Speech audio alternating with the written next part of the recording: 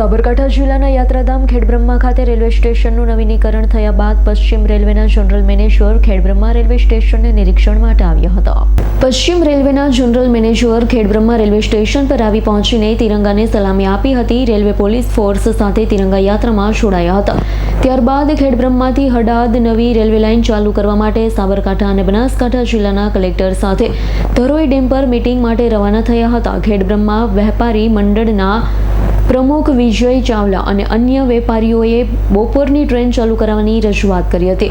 હિંમતનગરથી Khedbrahma railway સ્ટેશનનું ₹482 કરોડના ખર્ચથી નવીનીકરણ બાદ 31 માર્ચ 2026ના રોજ લોકાર્પણ કર્યા.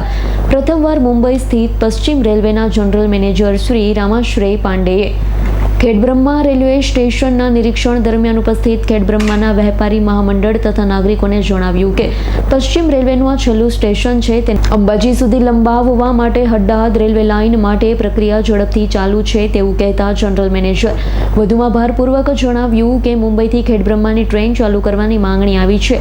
સાથે અસારવાથી ખેડબ્રહ્માની એક બપોરની ટ્રેન ટૂંક સમયમાં ચાલુ કરવાની ખાતરી આપી હતી. સાથે મોટી પૂનમ દરમિયાન વધુ ટ્રાફિક હોવાથી વધારાને સ્પેશિયલ ટ્રેન દોડાવવા માટે પણ જણાવ્યું છે. પશ્ચિમ રેલવેના જનરલ મેનેજર શ્રી રામાશ્રેય પાંડે સાથે અમદાવાદ ડિવિઝનલ મેનેજર વેદપ્રકાશ તથા રેલવે વિભાગના અન્ય અમલીકરણ અધિકારીઓ જોડાયા હતા. સ્ટેટમાં વેપારી મહામંડળ આજ રોજ ખેડબ્રહ્મા રેલવે સ્ટેશન જઈ અને જીએમ સાહેબ શ્રીને રજૂઆત કરેલ કે જે બપોરની ટ્રેન અને અહીંયાની સુવિધાઓ ચાલુ થાય એના માટે જીએમ સાહેબને રજૂઆત કરી અને તમામ વેપારીઓ બીજા પણ હાજર હતા.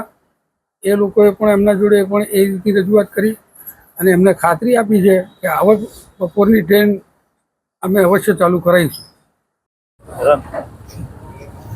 ये आज हम लोग खेडब्रह्मा आए हुए हैं.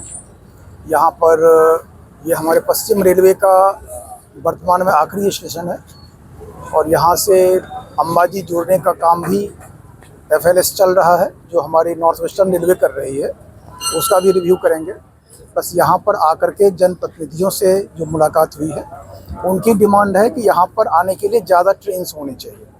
तो वो मैं DRM साहब से बात करके और ज़्यादा ट्रेन चलवाऊँगा.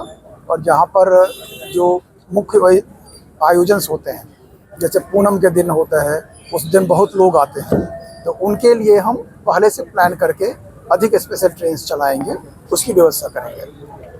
ભરત ચૌહાણનો રિપોર્ટ S9 ન્યૂઝ ખેડબ્રહ્મા. અમારી તમામ માહિતીથી અપડેટ રહેવા માટે જોડાયેલા રહો S9 ન્યૂઝ સાથે.